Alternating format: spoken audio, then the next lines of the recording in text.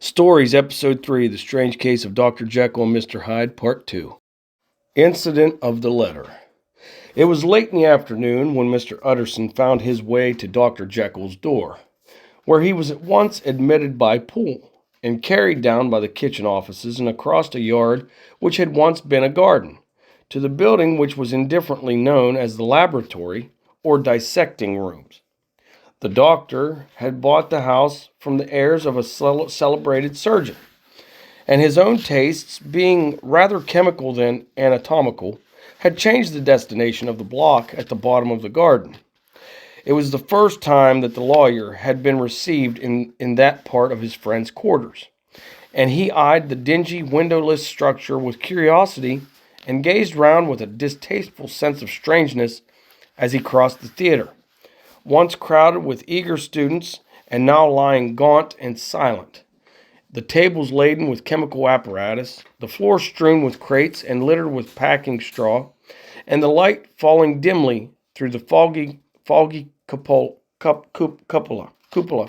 At the further end, a flight of stairs mounted to a door covered with red baize, and through this Mr. Utterson was at last received into the doctor's cabinet. It was a large room, fitted round with glass presses, furnished, among other things, with cheval glass, and this is a note, cheval glass's full-length mirror swung on a frame, and a business table, and looking out upon the court by 3 dusty windows barred with iron. The fire burned in the grate. A lamp was set lighted on the chimney shelf, for even in the houses the fog began to lie thickly, and there, close up to the warmth, sat Dr. Jekyll, looking deathly sick. He did not rise to meet his visitor, but held out a cold hand and bade him welcome in a changed voice. "And now," said Mr. Utterson, as soon as Poole had left them, "you have heard the news?" The doctor shuddered. "They were crying it in the square," he said. "I heard them in my dining room." "One word," said the lawyer. "Carew was my client, but so are you. And I want to know what I am doing. You have not been mad enough to hide this fellow." "Utterson, I swear to God," cried the doctor, "I swear to God I will never set eyes on him again. I bind my honor to you, that I am done with him in this world. It is all at an end. And indeed, he does not want my help. You do not know him as I do. He is safe. He is quite safe. Mark my words. He will never more be heard of." The lawyer listened gloomily. He did not like his friend's feverish manner. "You seem pretty sure of him," said he, "and for your sake, I hope you may be right. If it came to a trial, your name might appear." "I am quite sure of him," replied Jekyll. "I have grounds for certainty that I cannot share with anyone. But there is one thing on which you may advise me. I have received a letter, and I am at a loss whether I should show it to the police. I should like to leave it in your hands, Utterson. You would judge wisely, I am sure. I have so great a trust in you. You fear, I suppose, that it might lead to his detection?" asked the lawyer. "No," said the other. "I cannot say that I care what becomes of Hyde. I am quite done with him. I was thinking of my own character, which this hateful business has rather exposed." Utterson ruminated a while. He was surprised at his friend's selfishness, and yet relieved by it. "Well," said he, at last, "let me see the letter." The letter was written in an odd, upright hand and signed Edward Hyde, and it signified, briefly enough, that the writer's benefactor, Dr. Jekyll, whom he had long so unworthily repaid for 1,000 generosities, need labor under no alarm for his safety, as he had means of escape on which he placed a sure dependence. The lawyer liked this letter well enough. It put a better color on the intimacy than he had looked for. and he blamed himself for some of his past suspicions. "Have you the envelope?" he asked. "I burned it," replied Jekyll, before I thought what I was about. But it bore no postmark. The note was handed in. "Shall I keep this and sleep upon it?" asked Utterson. "I wish you to judge for me entirely," was the reply. "I have lost confidence in myself." "Well, I shall consider," returned the lawyer. "And now one word more. It was Hyde who dictated the terms in your will about that disappearance." The doctor seemed seized with a qualm of faintness. He shut his mouth tight and nodded. "I knew it," said Utterson. "He meant to murder you. You had a fine escape." "I have had what is far more to the purpose," returned the doctor solemnly.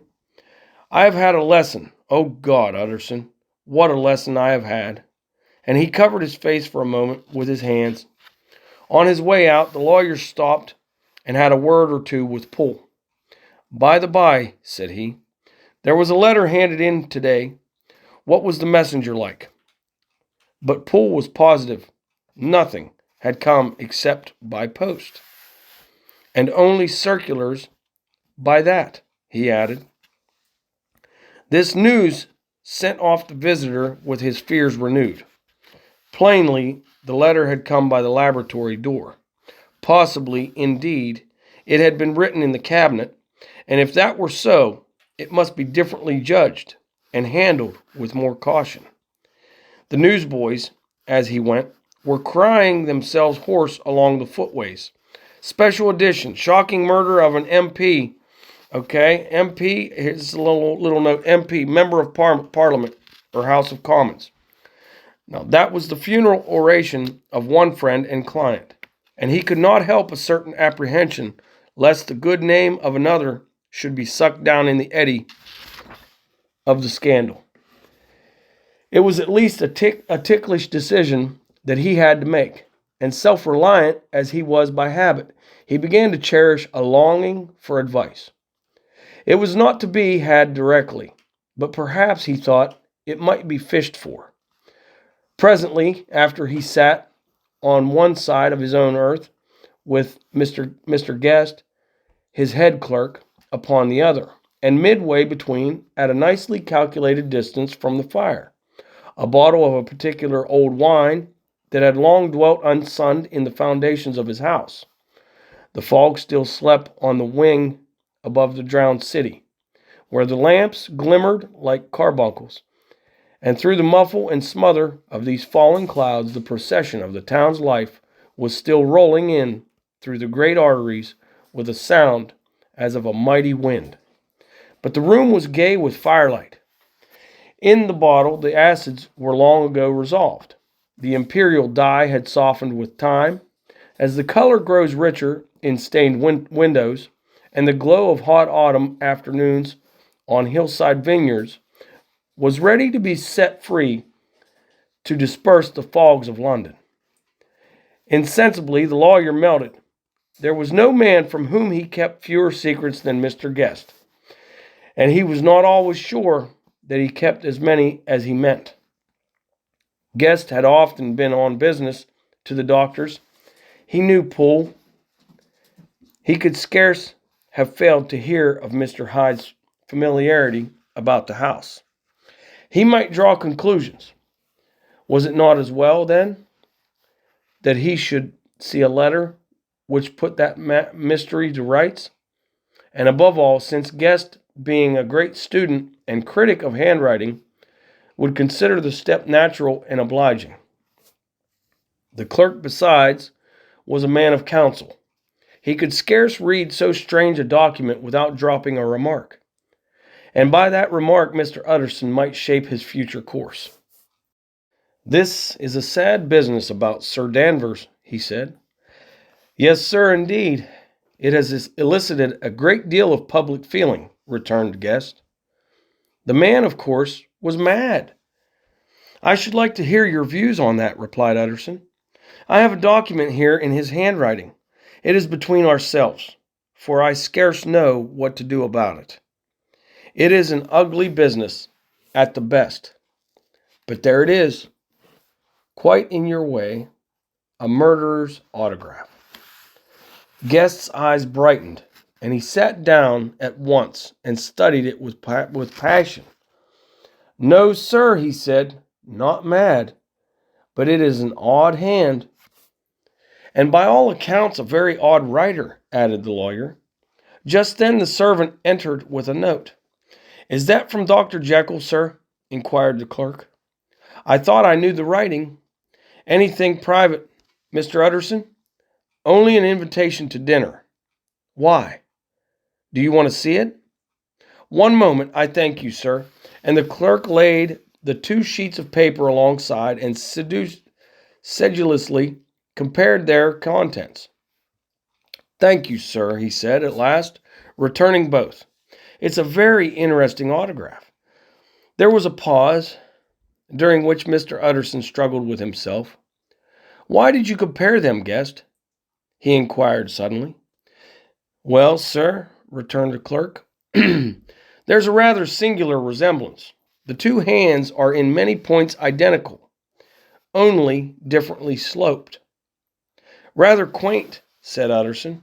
It is, as you say, rather quaint, returned Guest. I wouldn't speak of this note, you know, said the master. No, sir, said the clerk. I understand.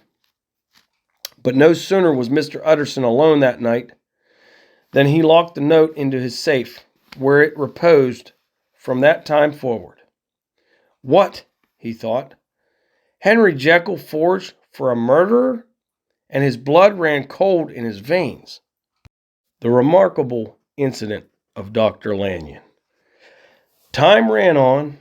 Thousands of pounds were offered in reward for the death of Sir Danvers, was resented as a public injury. But Mr. Hyde had disappeared out of the ken of the police as though he had never existed. Much of his past was unearthed, indeed, and all disreputable.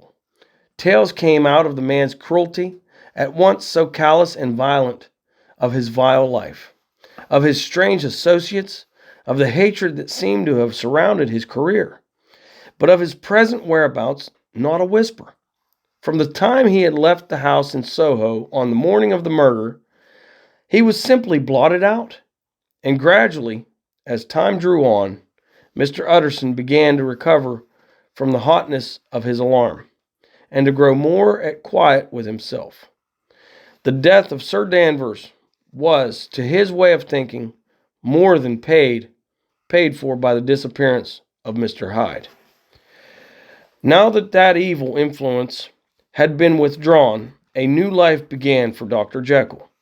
He came out of his seclusion, renewed relations with his friends, became once more their familiar guest and entertainer, and whilst he had always been known for charities, he was now no less distinguished for religion.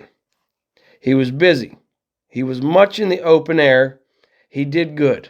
His face seemed to open and brighten, as if with an inward consciousness of service. And for more than 2 months, the doctor was at peace. On the 8th of January, Utterson had dined at the doctor's with a small party. Lanyon had been there, and the face of the host had looked from one to the other as in the old days when the trio were inseparable friends. On the 12th and again on the 14th, the doctor was shut against the lawyer. The doctor was confined to the house, Poole said, and saw no one. On the 15th, he tried again and was again refused, and having now been used for the last 2 months to see his friend almost daily, he found this return of solitude to weigh upon his spirits. The 5th night he had in guest to dine with him, and the 6th he betook himself to Dr. Lanyon's. There at least he was not denied admittance, but when he came in, he was shocked at the change which had taken place in the doctor's appearance. He had his death warrant written legibly upon his face. The rosy man had grown pale. His flesh had fallen away. He was visibly balder and older. And yet it was not so much these tokens of a swift physical decay that arrested the lawyer's notice, as a look in the eye and quality of manner that seemed to testify to some deep-seated terror of the mind.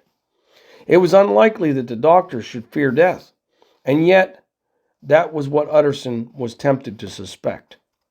Yes, he thought, he is a doctor. He must know his own state, and that his days are counted, and the knowledge is more than he can bear. And yet, when Utterson remarked on his ill looks, it was with an air of great firmness that Lanyon declared himself a doomed man. "I have had a shock," he said, "and I shall never recover. It is a question of weeks. Well, life has been pleasant. I liked it. Yes, sir, I used to like it. I sometimes think if we knew all, we should be more glad to get away." "Jekyll is ill, too," observed Utterson. "Have you seen him?" But Lanyon's face changed, and he held up a trembling hand. "I wish to see or hear no more of Dr. Jekyll," he said, in a loud, unsteady voice. "I am quite done with that person, and I beg that you will spare me any allusion to one whom I regard as dead." "Tut, tut," said Mr. Utterson, and then after a considerable pause, "Can't I do anything?" he inquired. "We are three very old friends, Lanyon. We shall not live to make others." "Nothing can be done," returned Lanyon. "Ask himself." "He will not see me," said the lawyer. "I am not surprised at that," was the reply. "Some day, Utterson, after I am dead, you may perhaps come to learn the right and wrong of this. I cannot tell you. And in the meantime, if you can sit and talk with me of other things, for God's sake, stay and do so. But if you cannot keep clear of this accursed topic, then in God's name, go, for I cannot bear it." As soon as he got home, Utterson sat down and wrote to Jekyll, complaining of his exclusion from the house, and asking the cause of this unhappy break with Lanyon, and the next day brought him a long answer, often very pathetically worded and sometimes darkly mysterious in drift. The quarrel with Lanyon was incurable. "I do not blame our old friend," Jekyll wrote, "but I share his view that we must never meet. I mean from henceforth to lead a life of extreme seclusion. You must not be surprised, nor must you doubt my friendship. If my doors open, often shut, even to you, you must suffer me to go my own dark way. I have brought on myself a punishment and a danger that I cannot name. If I am the chief of sinners, I am the chief of sufferers also. I could not think that this earth contained a place for sufferings and terrors such unmanning. And you can do but one thing, Utterson, to lighten this destiny, and that is to respect my silence." Utterson was amazed. The dark influence of Hyde had been withdrawn. The doctor had returned to his old tasks and amities. A week ago, the prospect had smiled with every promise of a cheerful and an honored age. And now, in a moment, friendship and peace of mind and the whole tenor of his life were wrecked. So great and unprepared a change pointed to madness. But in view of Lanyon's manner and words, there must lie for it some deeper ground. A week afterwards, Dr. Lanyon took to his bed, and in something less than a fortnight he was dead. The night after the funeral, at which he had been sadly affected, Utterson locked the door of his business room, and sitting there by the light of a melancholy candle, drew out and set before him an envelope addressed by the hand and sealed with the seal of his dead friend. "Private, for the hands of G.J. Utterson alone, and in case of his predecease, to be destroyed unread." So it was emphatically superscribed, and the lawyer dreaded to behold the contents. "I have buried one friend today," he thought. "What if this should cost me another?" And then he condemned the fear as a disloyalty and broke the seal. Within there was another enclosure, likewise sealed, and marked upon the cover as not to be opened till the death or disappearance of Dr. Henry Jekyll. Utterson could not trust his eyes. Yes, it was disappearance here again, as in the mad will, which he had long ago restored to its author. Here again were the idea of a disappearance and the name of Henry Jekyll bracketed. But in the will, that idea had sprung from the sinister suggestion of the man Hyde. It was set there with a purpose, all too plain and horrible, written by the hand of Lanyon. What should it mean? A great curiosity came on the trustee to disregard the prohibition and dive at once to the bottom of these mysteries. But professional honor and faith to his dead friend were stringent obligations, and the packet slept in the inmost corner of his private safe. It is one thing to mortify curiosity, another to conquer it, and it may be doubted if, from that day forth, Utterson desired the society of his surviving friend with the same eagerness. He thought of him kindly, but his thoughts were disquieted and fearful. He went to call indeed, but he was perhaps relieved to be denied admittance. Perhaps, in his heart, he preferred to speak with Poole upon the doorstep and surrounded by the air and sounds of the open city, rather than to be admitted into the house of voluntary bondage, and to sit and speak with its inscrutable recluse. Poole had indeed no very pleasant news to communicate. The doctor, it appeared, now more than ever confined himself to the cabinet over the laboratory, where he would sometimes even sleep. He was out of spirits. He had grown very silent. He did not read. It seemed as if he had something on his mind.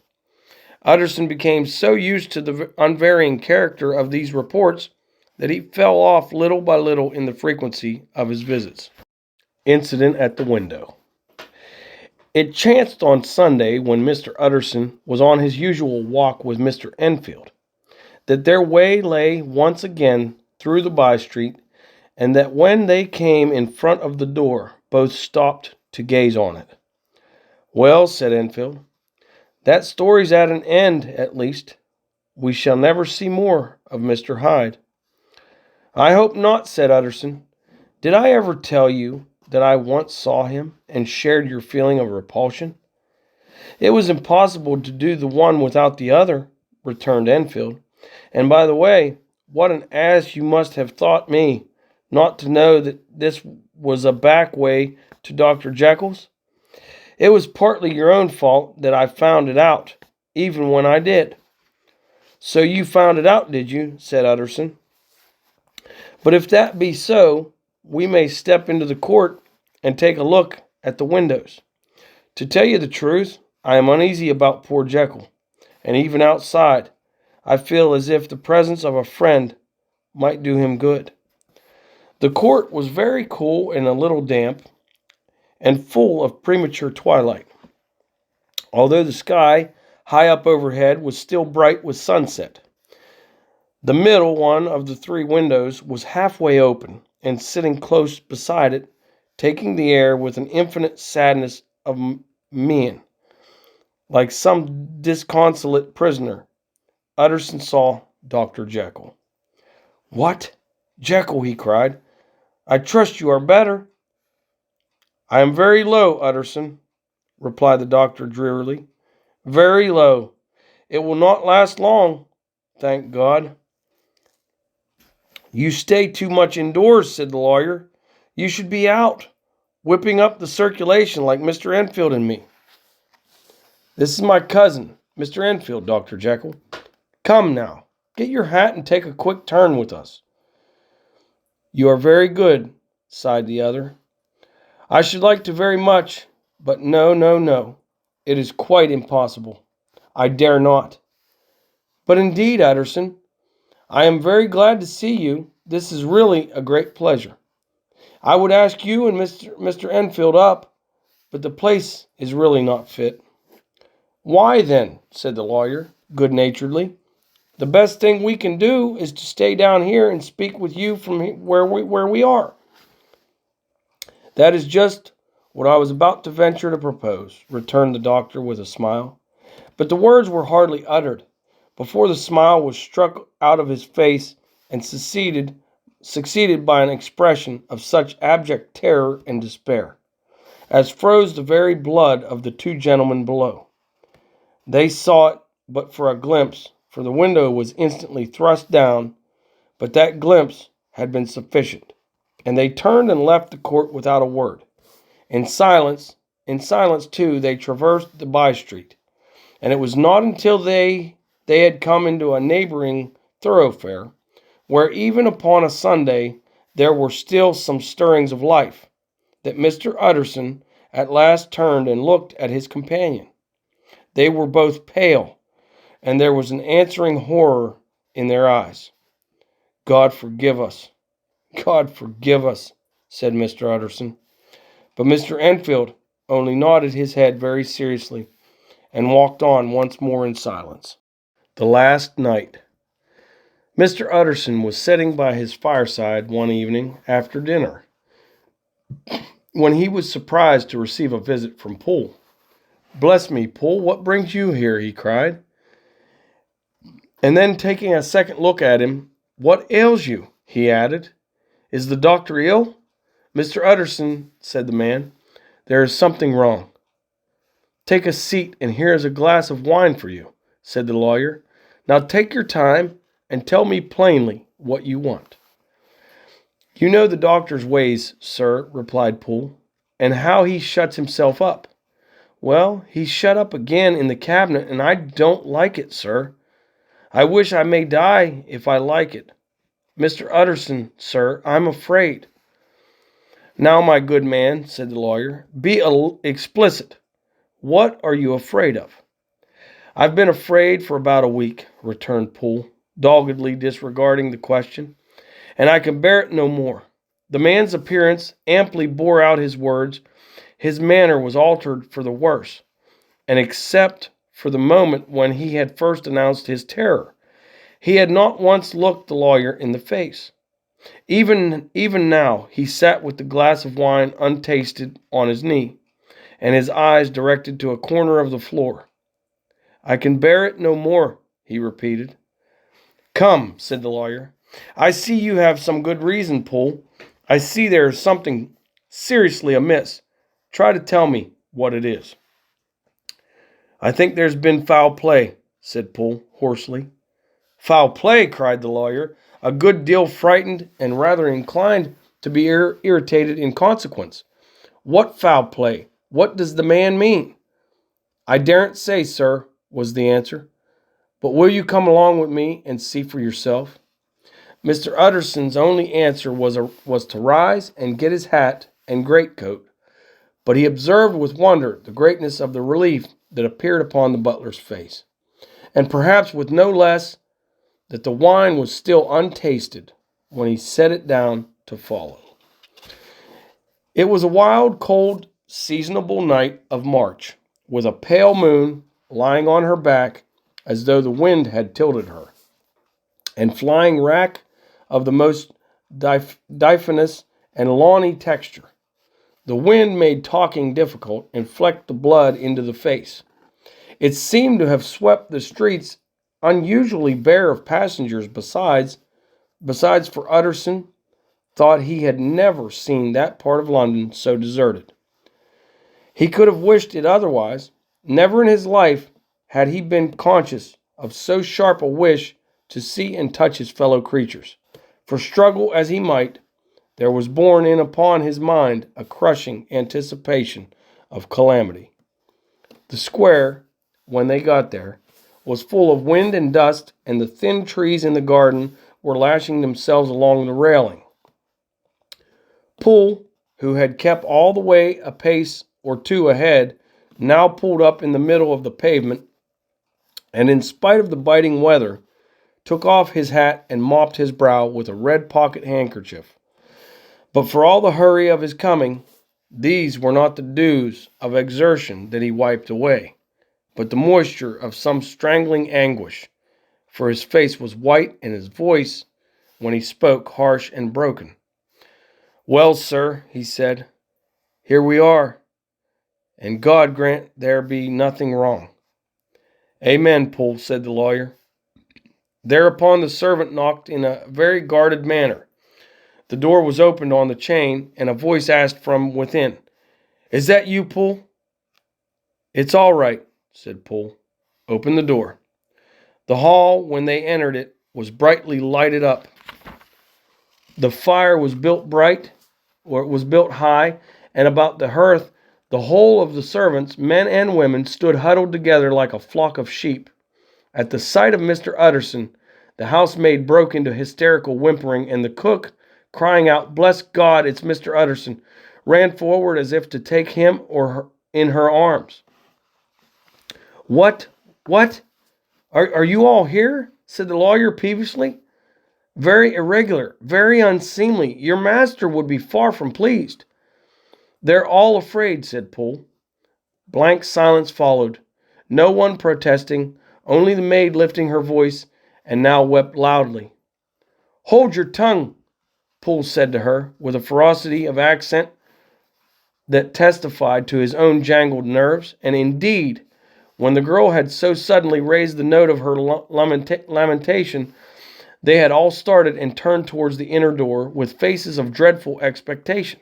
"And now," continued the butler, addressing the knife boy, "reach me a candle, and we'll get this through hands at once." And then he begged Mr. Utterson to follow him, and led the way to the back garden. "Now, sir," said he, "you come as gently as you can. I want you to hear, and I don't want you to be heard. And see here, sir, if by any chance he was to ask you in, don't go." Mr. Utterson's nerves at this unlooked-for termination gave a jerk that nearly threw him from his balance. But he recollected his courage and followed the butler into the laboratory building through the surgical theater, with its lumber of crates and bottles, to the foot of the stair. Here Poole motioned him to stand on one side and listen, while he himself, setting down the candle, making a great and obvious call of his resolution, mounted the steps and knocked with a somewhat uncertain hand on the red baize of the cabinet door. "Mr. Utterson, sir, asking to see you," he called, and even as he did so, once more violently signed to the lawyer to give ear. A voice answered from within. "Tell him I cannot see anyone," it said complainingly. "Thank you, sir," said Poole, with a note of something like triumph in his voice, and taking up his candle, he led Mr. Utterson back across the yard and into the great kitchen, where the fire was out and the beetles were leaping on the floor. "Sir," he said, looking Mr. Utterson in the eyes, "was that my master's voice?" "It seems much changed," replied the lawyer, very pale but giving look for look. "Changed? Well, yes, I think so," said the butler. "Have I been 20 years in this man's house to be deceived about his voice?" "No, sir. Master's made away with He was made away with 8 days ago, when we heard him cry out upon the name of God.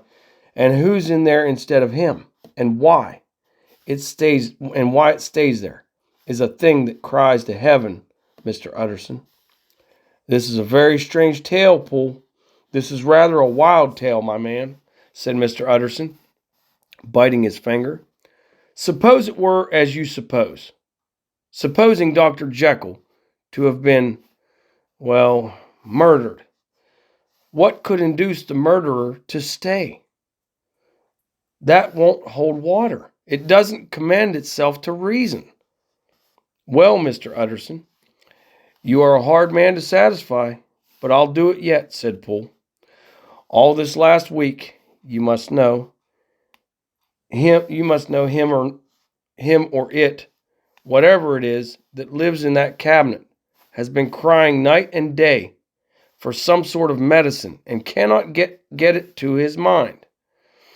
It was sometimes his way, the master's, that is, to write his orders on a sheet of paper and throw it on the stair. We've had nothing else this week back, nothing but papers and a closed door, and the very meals left there to be smuggled in when nobody was looking.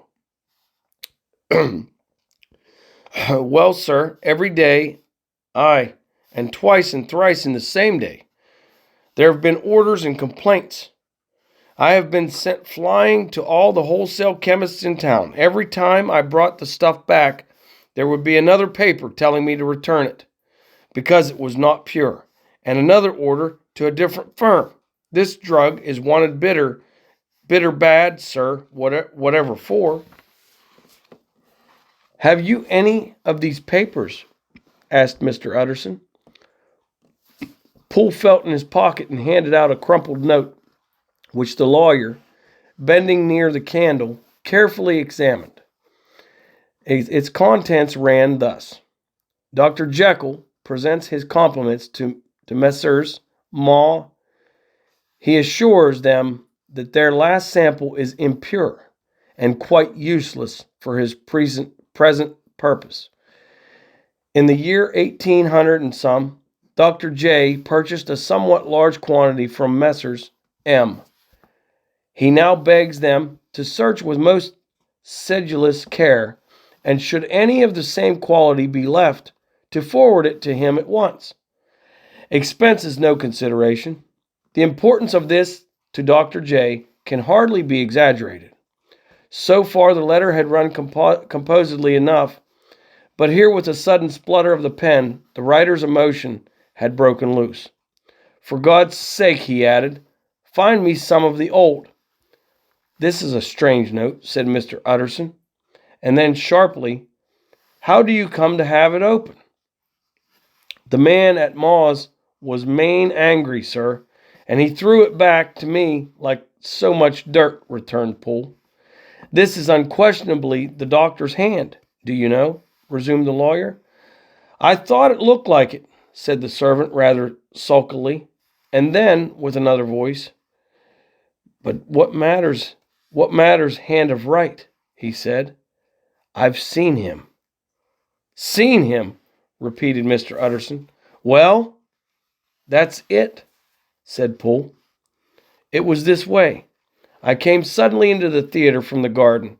It seems he had slipped out to look for this drug or whatever it is, for the cabinet door was open. And there he was at the far end of the room, digging among the crates. He looked up when I came in, gave a kind of cry, and whipped upstairs into the cabinet. It was but for 1 minute that I saw him, but the hair stood upon my head like quills, sir. If that was my master, why had he a mask upon his face? If it was my master, why did he cry out like a rat and run from me? I have served him long enough. And then the man paused and passed his hand over his face. These are all very strange circumstances, said Mr. Utterson. But I think I begin to see daylight. Your master, Poole, is plainly seized with one of those maladies that both torture and deform the sufferer. Hence, for aught I know, the alteration of his voice. Hence the mask and the avoidance of his friends. Hence his eagerness to find this drug, by means of which the poor soul retains some hope of ultimate recovery. God grant that he be not deceived. There is my explanation. It is sad enough, Poole. Aye, and appalling to consider. But it is plain and natural. It hangs well together and delivers us from all exorbitant alarms. Sir, said the butler, turning to a sort of mottled pallor, that thing was not my master. And there's the truth. My master, here he looked round him and began to whisper, is a tall, fine build of a man. And this was more of a dwarf. Utterson attempted to protest. Oh, sir, cried Poole, do you think I do not know my master after 20 years? Do you think I do not know where his head comes to in the cabinet door, where I saw him every morning of my life? No, sir, that thing in the mask was never Dr. Jekyll. God knows what it was, but it was never Dr. Jekyll. And it is the belief of my heart that there was murder done. Pull, replied the lawyer. If you say that, it will become my duty to make certain, much as I desire to spare your master's feelings, much as I am puzzled by this note, which seems to prove him to be still alive, I shall consider it my duty to break in that door. Ah, Mr. Utterson, that's talking, cried the butler. And now comes the second question, resumed Utterson. Who is going to do it? Why, you and me, sir, was the undaunted reply. That's very well said, returned the lawyer, and whatever comes of it, I shall make it my business to see you are no loser. There is an axe in the theater, continued Poole, and you might take the kitchen poker for yourself. The lawyer took that rude but weighty instrument into his hand and balanced it. Do you know, Poole, he said, looking up, that you and I are about to place ourselves in a position of some peril? You may say so, sir, indeed, returned the butler. It is well, then, that we should be frank, said the other. We both think more than we have said. Let us make a clean breast. This masked figure that you saw, did you recognize it? Well, sir, it went so quick and the creature was so doubled up that I could hardly swear to that, was the answer. But if you mean, was it Mr. Hyde? Why, yes, I think it was. You see, it was much of the same bigness, bigness, and it had the same quick, light way with it. And then, who else could have got in by the laboratory door? You have not forgot, sir, that at the time of the murder, he had still the key with him. But that's not all.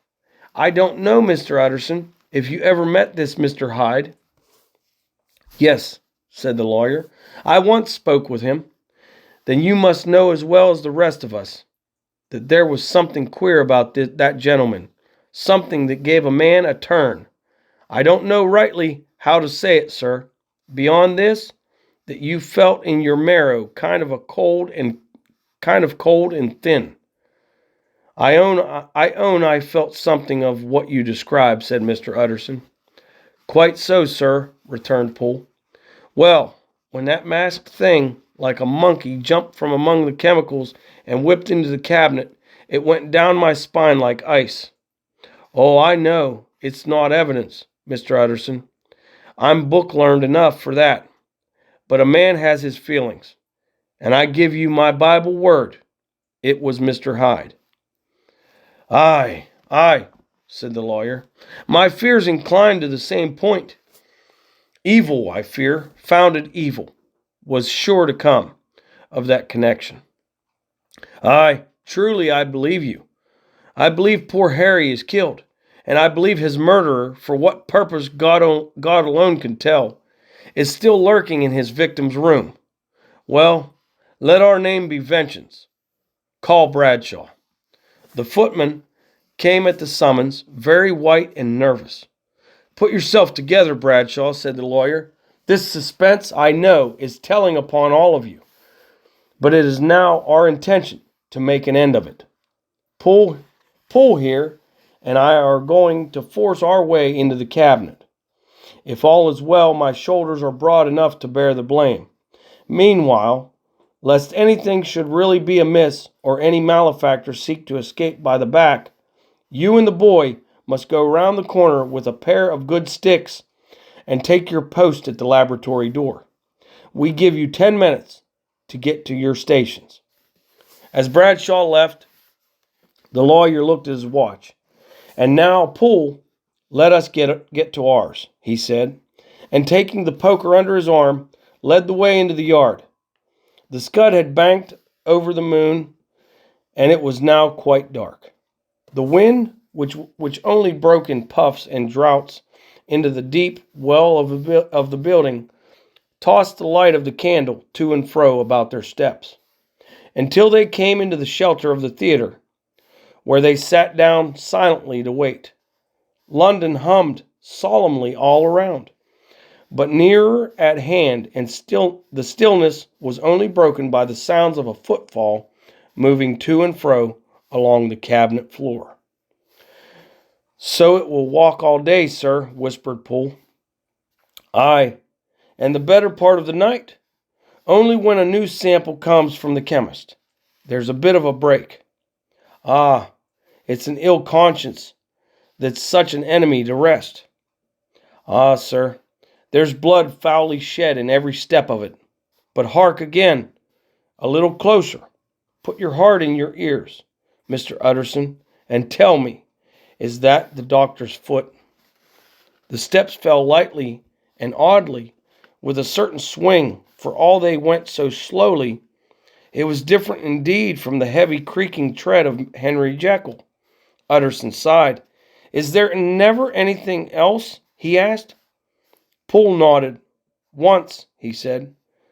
"Once I heard it weeping." "Weeping? How that?" said the lawyer, conscious of a sudden chill of horror.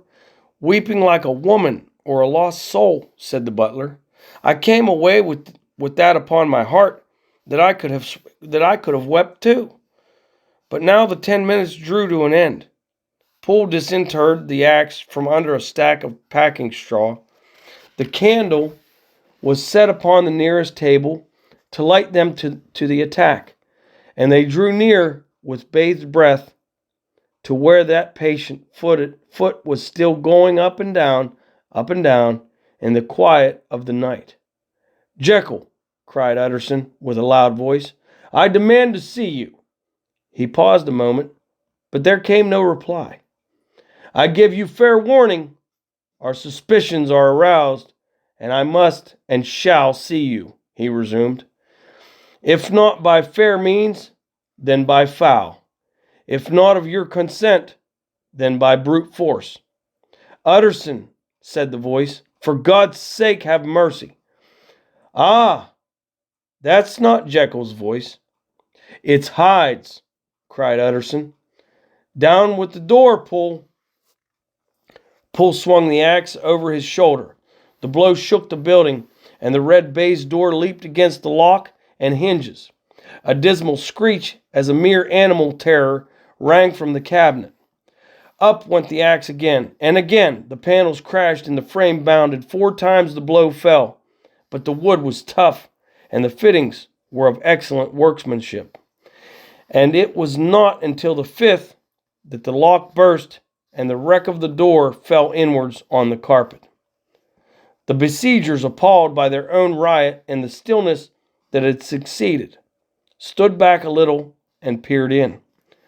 There lay the cabinet before their eyes in the quiet lamplight, a good fire glowing and chattering on the earth, the kettle singing its thin strain, a drawer or two open, papers neatly set forth on the business table, and nearer the fire the things laid out for tea.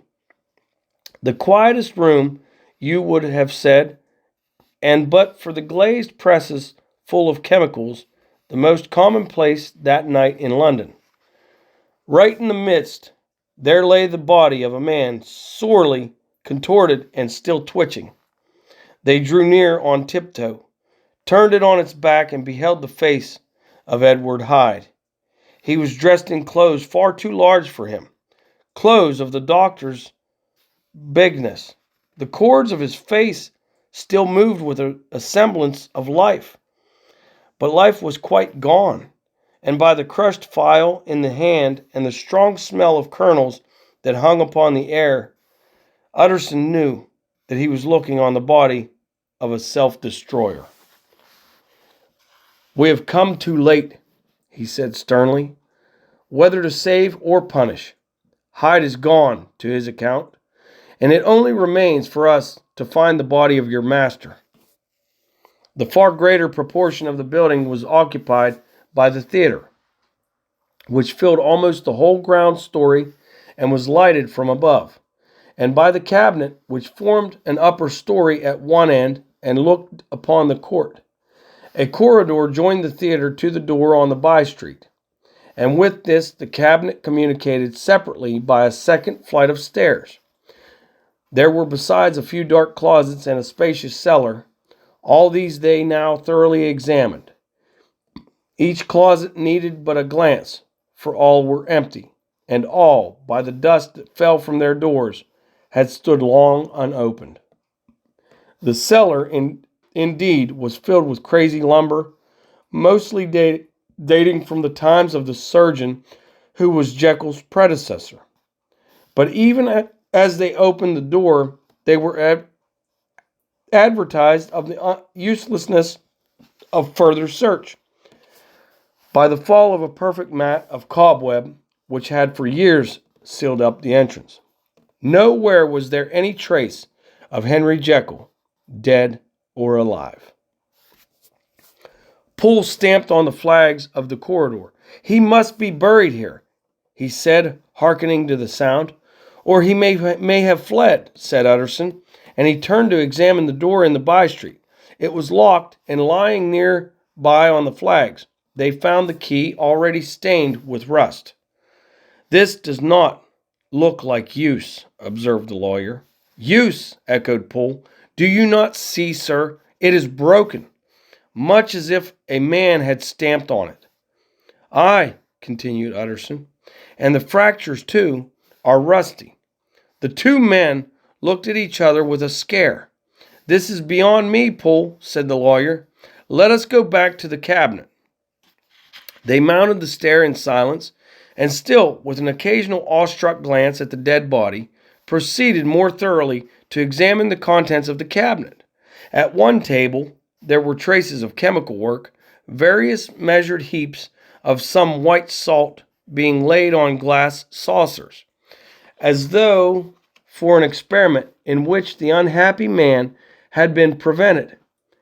"That is the same drug that I was always bringing him," said Poole, and even as he spoke the kettle with a startling noise boiled over.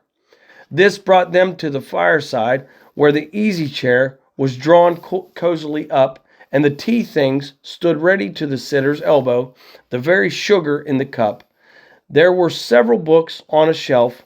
One lay beside the tea-things open, and Utterson was amazed to find it a copy of a pious work, for which Jekyll had several times expressed a great esteem, annotated in his own hand with startling blasphemies.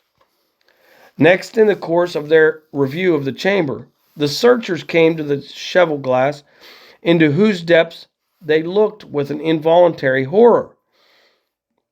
But it was so turned as to show them nothing but the rosy glow playing on the roof, the fire sparkling in 100 repetitions along the glazed front of the presses, and their own pale and fearful countenances stooping to look in. "This glass has seen some strange things, sir," whispered Poole. "And surely none stranger than itself," echoed the lawyer in the same tones. "For what did Jekyll—" He caught himself up at the word with a start, and then conquering the weakness, "What could Jekyll want with it?" he said. "You may say that," said Poole. Next, they turned to the business table. On the desk, among the neat array of papers, a large envelope was uppermost, and bore in the doctor's hand the name of Mr. Utterson. The lawyer unsealed it, and several enclosures fell to the floor. The first was a will, drawn in the same eccentric terms as the one which he had returned 6 months before, to serve as a testament in case of death and as a deed of gift in case of disappearance. But in place of the name of Edward Hyde, the lawyer, with indescribable amazement, read the name of Gabriel John Utterson. He looked at Poole, and then back at the paper, and last of all at the dead malefactor stretched upon the carpet. "My head goes round," he said. "He has been all these days in possession. He had no cause to like me. He must have raged to see himself displaced. And he has not destroyed this document? He caught up the next paper. It was a brief note in the doctor's hand and dated at the top. "Oh, Poole," the lawyer cried. "He was alive and here this day. He cannot have been disposed of in so short a space. He must be still alive. He must have fled. And then why fled, and how? And in that case, can we venture to declare this suicide? Oh, we must be careful. I foresee that we may yet involve your master in some dire catastrophe." "Why don't you read it, sir?" asked Poole. "Because I fear," replied the lawyer solemnly. "God grant I have no cause for it." And with that, he brought the paper to his eyes and read as follows. "My dear Utterson, when this shall fall into your hands, I shall have disappeared. Under what circumstances, I have not the penetration to foresee. But my instinct and all the circumstances of my nameless situation tell me that the end is sure and must be early. Go then, and first read the narrative which Lanyon warned me he was to place in your hands. And if you care to hear more, turn to the confession of your unworthy and unhappy friend, Henry Jekyll." "There was a third enclosure?" asked Utterson. "Here, sir," said Poole, and gave into his hands a considerable packet sealed in several places. The lawyer put it in his pocket. "I would say nothing of this paper. If your master has fled or is dead, he may at least save his credit. It is now 10. I must go home and read these documents in quiet, but I shall be back before midnight, when we shall send for the police." They went out, locking the door of the theater behind them, and Utterson, once more leaving the servants gathered about the fire in the hall, trudged back to his office to read the two narratives in which this mystery was now to be explained. Dr. Lanyon's narrative. On the 9th of January, now 4 days ago, I received by the evening delivery a registered envelope addressed in the hand of my colleague and old school companion, Henry Jekyll. I was a good deal surprised by this, for we were by no means in the habit of correspondence. I had seen the man, dined with him, indeed the night before, and I could imagine nothing in our intercourse that should justify formality of registration. The contents increased my wonder, for this is how the letter ran. The 10th of December, 1800 and something.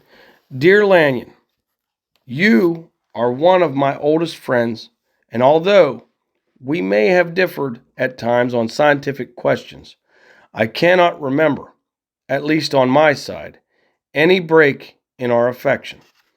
There was never a day when, if you had said to me, "Jekyll, my life, my honor, my reason depend upon you," I would not have sacrificed my left hand to help you. Lanyon, my life, my honor, my reason are all at your mercy. If you fail me tonight, I am lost. You might suppose, after this preface, that I am going to ask you for something dishonorable to grant. Judge for yourself. I want you to postpone all other engagements for tonight. Aye, even if you were summoned to the bedside of an emperor, to take a cab, unless your carriage should be actually at the door, and with this letter in your hand for consultation, to drive straight to my house. Poole, my butler, has his orders. You will find him waiting your arrival with a locksmith. The door of my cabinet is then to be forced, and you are to go in alone, to open the glazed press, letter E, on the left hand, breaking the lock if it be shut, and to draw out with all its contents as they stand, the fourth drawer from the top, or, which is the same thing, the third from the bottom. In my extreme distress of mind, I have a morbid fear of misdirecting you, but even if I am in error, you may know the right drawer by its contents. Some powders, a vial, and a paper book. This drawer I beg of you to carry back with you to Cavendish Square exactly as it stands. This is the first part of the service. Now for the second. You should be back, if you set out at once on the receipt of this long before midnight, but I will leave you that amount of margin, not only in the fear of one of those obstacles that can neither be prevented nor foreseen, but because an hour when your servants are in bed is to be preferred for what will then remain to do. At midnight, then, I have to ask you to be alone in your consulting room to admit with your own hand into the house a man who will present himself in my name, and to place in his hands the drawer that you will have brought with you from my cabinet. Then you will have played your part and earned my gratitude completely. 5 minutes afterwards, if you insist upon an explanation, you have understood that these arrangements are of capital importance, and that by the neglect of one of them, fantastic as they must appear, you might have charged your conscience with my death or the shipwreck of my reason. Confident as I am that you will not trifle with this appeal, my heart sinks and my hand trembles at the bare thought of such a possibility. Think of me at this hour in a strange place, laboring under a blackness of distress that no fancy can exaggerate, and yet well aware that if you will but punctually serve me, my troubles will roll away like a story that is told. Serve me, my dear Lanyon, and save. P.S. I had already sealed this up when a fresh terror struck upon my soul. It is possible that the post office may fail me, and this letter not come into your hands until tomorrow morning. In that case, dear Lanyon, do my errand when it shall be most convenient for you in the course of the day, and once more expect my messenger at midnight. It may then already be too late, and if that night passes without event, you will know that you have seen the last of Henry Jekyll. Upon the reading of this letter, I made sure my colleague was insane. But till that was proved beyond the possibility of doubt, I felt bound to do as he requested. The less I understood of this farrago, the less I was in a position to judge of its importance. And an appeal so worded could not be set aside without a grave responsibility. I rose accordingly from the table, got into a hansom which is, as a note, light two-wheeled covered one-horse carriage with the driver's seat behind and above the passenger compartment, such as a cabriolet. Hence the abbreviation. Okay, and drove straight to Jekyll's house. The butler was awaiting my arrival. He had received by the same post as mine a registered letter of instruction, and he had sent at once for a locksmith and a carpenter. The tradesmen came while we were yet speaking, and we moved in a body to old Dr. Denman's surgical theater, from which, as you are doubtless aware, Jekyll's private cabinet is most conveniently entered. The door was very strong, the lock excellent. The carpenter avowed he would have great trouble and have to do much damage. If force were to be used, and the locksmith was near despair, but this last was a handy fellow, and after 2 hours' work, the door stood open. The press marked E was unlocked, and I took out the drawer, had it filled up with straw and tied in a sheet, and returned with it to Cavendish Square. Here I proceeded to examine its contents. The powders were neatly enough made up, but not with the nicety of the dispensing chemist, so that it was plain they were of Jekyll's private manufacture. And when I opened one of the wrappers, I found what seemed to me a simple crystalline salt of a white color. The file to which I next turned my attention might have been about half full of a blood-red liquor, which was highly pungent to the sense of smell and seemed to me to contain phosphorus and some volatile ether. At the other ingredients, I could make no guess. The book was an ordinary version book and contained little but a series of dates. These covered a period of many years, but I observed that the entries ceased nearly a year ago and quite abruptly. Here and there, a brief remark was appended to a date, usually no more than a single word. Double, occurring perhaps 6 times in a total of several hundred entries, and once very early in the list and followed by several marks of exclamation. Total failure. All this, though it whetted my curiosity, told me little that was definite. Here were a file of some salt and the record of a series of experiments that had led, like too many of Jekyll's investigations, to no end of practical usefulness. How could the presence of these articles in my house affect either the honor, the sanity, or the life of my flighty colleague? If his messenger could go to one place, why could he not go to another? And even granting some impediment, why was this gentleman to be received by me in secret? The more I reflected, the more convinced I grew that I was dealing with a case of cerebral disease. And though I dismissed my servants to bed, I loaded an old revolver, that I might be found in some posture of self-defense. 12 o'clock had scarce rung out over London, ere the knockers sounded very gently on the door. I went myself to the summons, and found a small man crouching against the pillars of the portico. "Are you come from Dr. Jekyll?" I asked. He told me yes, by a constrained gesture, and when I had bidden him enter, he did not obey me without a searching backward glance into the darkness of the square. There was a policeman not far off, advancing with his bull's-eye open. His bull's-eye is a lantern containing a hemispherical lens of glass that resembles a bull's-eye, just as a note. Okay?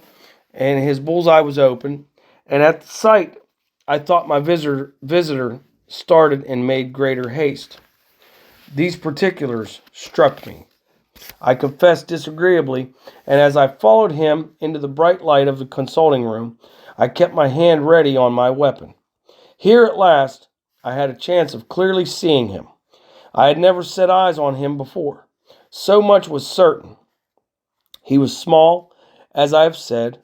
I was struck besides with the shocking expression of his face, with his remarkable combination of great muscular activity and great apparent debility of constitution, and last, but not least, with the odd, subjective disturbance caused by his neighborhood.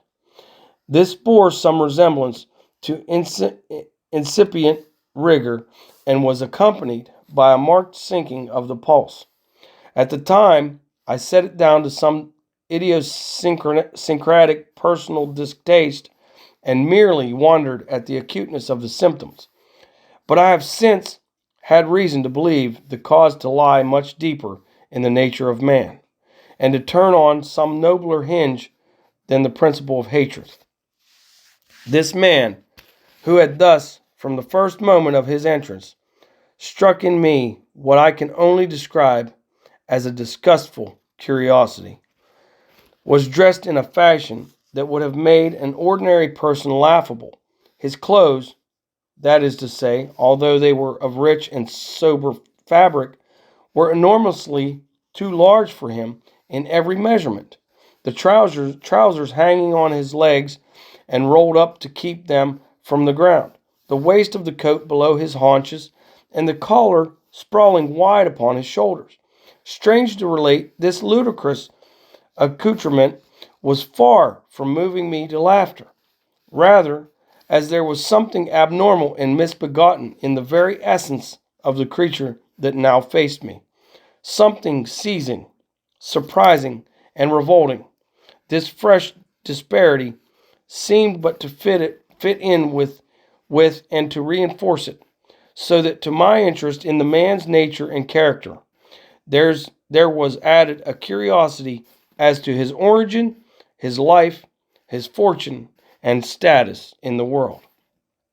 These observations, though they have taken so great a space to be set down in, were yet the work of a few seconds. My visitor was indeed on fire with somber excitement. "Have you got it?" he cried. "Have you got it?" And so lively was his impatience that he even laid his hand upon my arm and sought to shake me. I put him back, conscious at his touch of a certain icy pang along my blood. "Come, sir," said I, "you forget that I have not yet the pleasure of your acquaintance. Be seated, if you please." And I showed him an example, and sat down myself in my customary seat, and with as fair an imitation of my ordinary manner to a patient as the lateness of the hour, the nature of my preoccupations, and the horror I had of my visitor, would suffer me to muster. "I beg your pardon, Dr. Lanyon," he replied civilly enough. "What you say is very well founded, and my impatience has shown its heels to my politeness. I come here at the instance of your colleague, Dr. Henry Jekyll, on a piece of business of some moment, and I understood." He paused and put his hand to his throat, and I could see, in spite of his collected manner, that he was wrestling against the approaches of the hysteria. I understood a drawer, but here I took pity on my visitor's suspense, and some perhaps on my own growing curiosity. "There it is, sir," said I, pointing to the drawer, where it lay on the floor behind a table and still covered with the sheet. He sprang to it and then paused and laid his hand upon his heart. I could hear his teeth grate with the convulsive action of his jaws, and his face was so ghastly to see that I grew alarmed both for his life and reason. "Compose yourself," said I. He turned a dreadful smile to me, and as if with the decision of despair, plucked away the sheet. At sight of the contents, he uttered one loud sob of such immense relief that I sat petrified. And the next moment, in a voice that was already fairly well under control, "Have you a graduated glass?" he asked. As a note, graduated glass is a glass vessel marked with precise volume measurements. I rose from my place with something of an effort and gave him what he asked. He thanked me with a smiling nod, measured out a few minims of the red tincture, and added one of the powders. The mixture, which was at first of a reddish hue, began, in proportion as the crystals melted, to brighten in color, to effervesce audibly, and to throw off small fumes of vapor. Suddenly, and at the same moment, the ebullition ceased, and the compound changed to a dark purple, which faded again more slowly to a watery green. My visitor, who had watched these metamorphoses with a keen eye, smiled, set down the glass upon the table, and then turned and looked upon me with an air of scrutiny. "And now," he said, "to settle what remains. Will you be wise? Will you be guided? Will you suffer me to take this glass in my hand and to go forth from your house without further parley? Or has the greed of curiosity too much command of you? Think before you answer, for it shall be done as you decide. As you decide, you shall be left as you were before, and neither richer nor wiser, unless the sense of service rendered to a man in mortal distress may be counted as a kind of riches of the soul. Or, if you shall so prefer to choose, a new province of knowledge and new avenues to fame and power shall be laid open to you, here, in this room, upon the instant, and your sight shall be blasted by a prodigy to stagger the unbelief of Satan." "Sir," said I, affecting a coolness that I was far from truly possessing. You speak enigmas, and you will perhaps not wonder that I hear you with no very strong impression of belief. But I have gone too far in the way of inexplicable services to pause before I see the end. It is well, replied my visitor. Lanyon, you remember your vows. What follows is under the seal of our profession. And now, you, who have so long been bound to the most narrow and material views, you who have denied the virtue of transcendental medicine, you have derided your superiors. Behold, he put the glass to his lips and drank at one gulp. A cry followed. He reeled, staggered, clutched at the table, and held on, staring with injected eyes, gasping with open mouth. And as I looked there came, I thought, a change. He seemed to swell. His face became suddenly black, and the features seemed to melt and alter. And the next moment, I had sprung to my feet and leaped back against the wall, my arm raised to shield me from that prodigy, my mind submerged in terror. "Oh God!" I screamed, and "Oh God!" again and again, for there before my eyes, pale and shaken, and half fainting, and groping before him with his hands, like a man restored from death, there stood Henry Jekyll. What he told me in the next hour, I cannot bring my mind to set on paper. I saw what I saw, I heard what I heard, and my soul sickened at it. And yet now, when that sight had faded from my eyes, I ask myself if I believe it. And I cannot answer. My life is shaken to its roots. Sleep has left me. The deadliest terror sits by me at all hours of the day and night, and I feel that my days are numbered, and that I must die, and yet I shall die incredulous. As for the moral turpitude that man unveiled to me, even with tears of penitence, I cannot even in memory dwell on it without a start of horror. I will say but one thing, Utterson, and that, if you can bring your mind to credit it, will be more than enough. The creature who crept into my house that night was on Jekyll's own confession, known by the name of Hyde, and hunted for in every corner of the land as the murderer of Carew. Henry Jekyll's full statement of the case.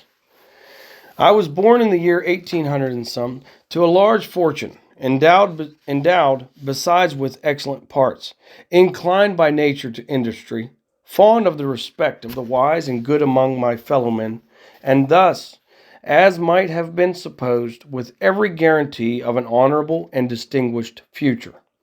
And indeed, the worst of my faults was a certain impatient gaiety of disposition, such as has made the happiness of many, but such as I found it hard to reconcile with my imperious desire to carry my head high, and wear a more than commonly grave countenance before the public.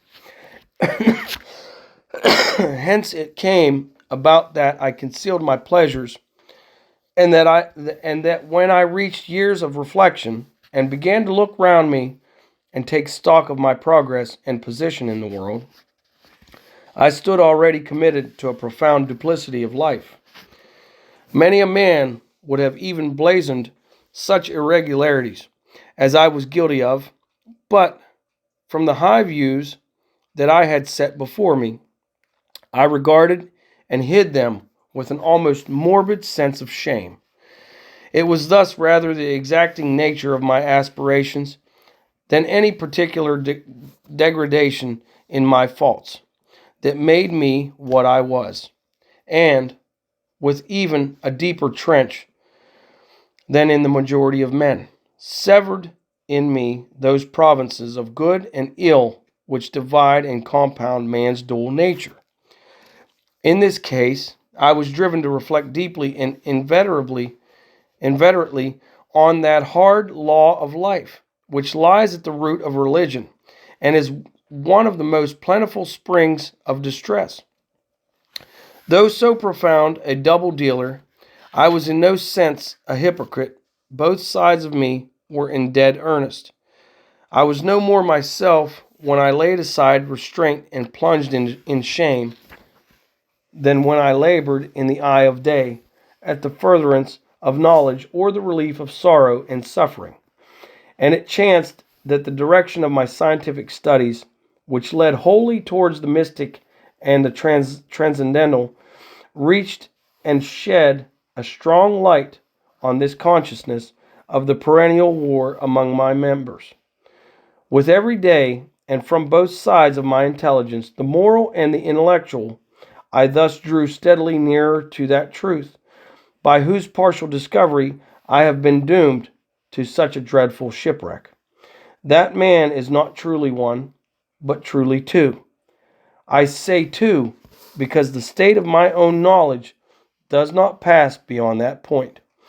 Others will follow, others will outstrip me on the same lines, and I hazard the guess that man will be ultimately known for a mere polity of multifarious, incongruous, and independent denizens.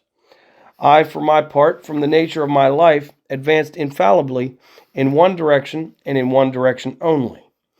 It was on the moral side and in my own person that I learned to recognize the thorough and primitive duality of man. I saw that of the two natures that contended in the field of my consciousness, even if I could rightly be said to be either, it was only because I was radically both, and from an early date, even before the course of my scientific discoveries had begun to suggest the most naked possibility of such a miracle. I had learned to dwell with pleasure, as a beloved daydream, on the thought of the separation of these elements. If each, I told myself, could be housed in separate identities, life would be relieved of all that was unbearable. The unjust might go his way, delivered from the aspirations and remorse of his more upright twin, and the just could walk steadfastly and securely on his upward path, doing the good things in which he found his pleasure, and no longer exposed to disgrace and penitence by the hands of this extraneous evil. It was the curse of mankind that these incongruous faggots were thus bound together, that in the agonized womb of consciousness these polar twins should be continuously struggling. How, then, were they disassociated? I was so far in my reflections when, as I have said, a side light began to shine upon the subject from the laboratory table. I began to perceive more deeply than it has ever yet been stated. The trembling immateriality, the mist-like transience of this seemingly so solid body in which we walk attired. Certain agents I found to have the power to shake and pluck back that fleshly vestment, even as a wind might toss the curtains of a pavilion. For two good reasons, I will not enter deeply into this scientific branch of my confession. First, because I have been made to learn that the doom and burden of our life is bound forever on man's shoulders, and when the attempt is made to cast it off, it but returns upon us with more unfamiliar and more awful pressure. Second, because as my narrative will make, alas, too evident, my discoveries were incomplete. Enough, then, that I not only recognize my natural body from the mere aura and effulgence of certain of the powers that made up my spirit, but managed to compound a drug by which these powers should be dethroned from their supremacy, and a second form and countenance substituted, nonetheless natural to me because they were the expression and bore the stamp of lower elements in my soul. I hesitated long before I put this theory to the test of practice. I knew well that I risked death, for any drug that so potently controlled and shook the very fortress of identity might, by the least scruple of an overdose, or at the least inopportunity in the moment of exhibition, utterly blot out that immaterial tabernacle which I looked to it to change. But the temptation of a discovery so singular and profound at last overcame the suggestions of alarm. I had long since prepared my tincture. I purchased at once from a firm of wholesale chemists a large quantity of a particular salt, which I knew from my experiments to be the last ingredient required, and last one accursed night. I compounded the elements, watched them boil and smoke together in the glass, and when the ebullition had subsided, with a strong glow of courage, drank off the potion. The most racking pangs succeeded, a grinding in the bones, deadly nausea, and a horror of the spirit that cannot be exceeded at the hour of birth or death. Then these agonies began swiftly to subside, and I came to myself as if out of a great sickness. There was something strange in my sensations, something indescribably new, and from its very novelty, incredibly sweet.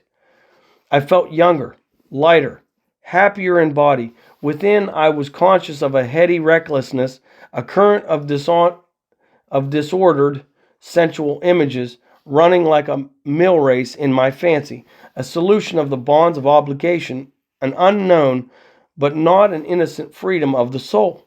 I knew myself at the first breath of this new life to be more wicked, tenfold, more wicked, sold a slave to my original evil, and the thought in the moment braced and delighted me like wine.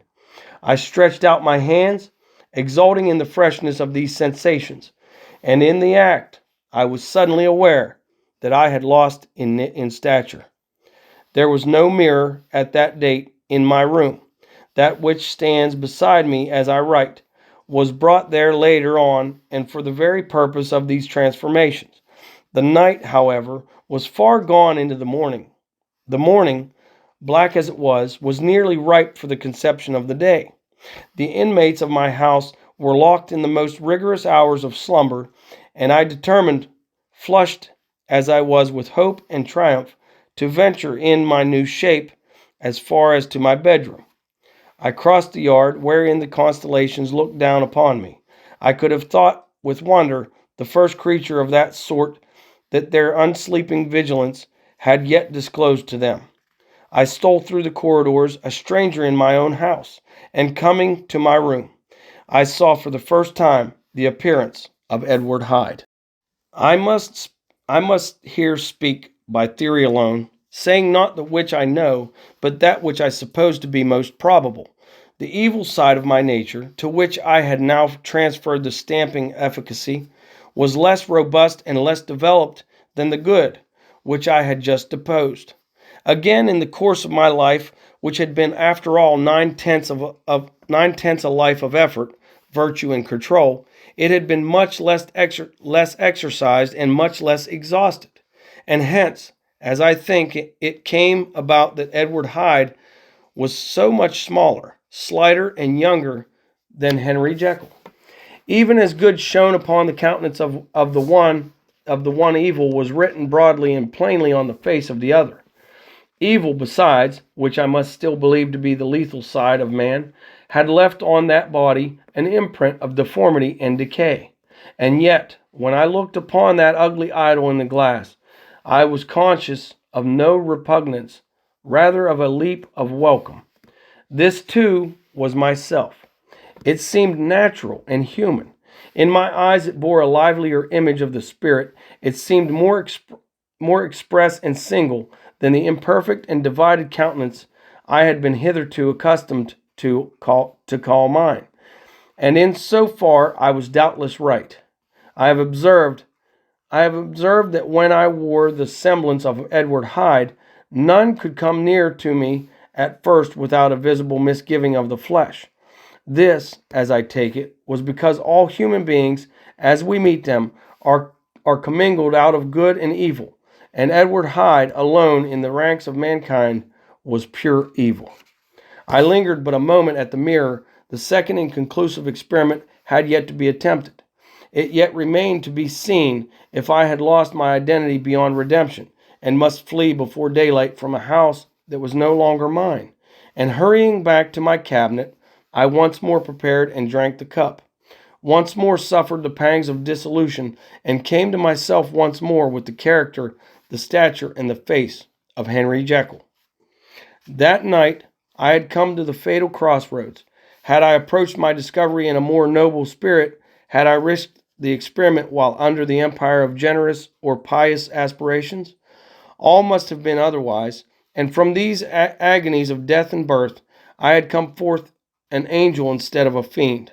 The drug had no discriminating action.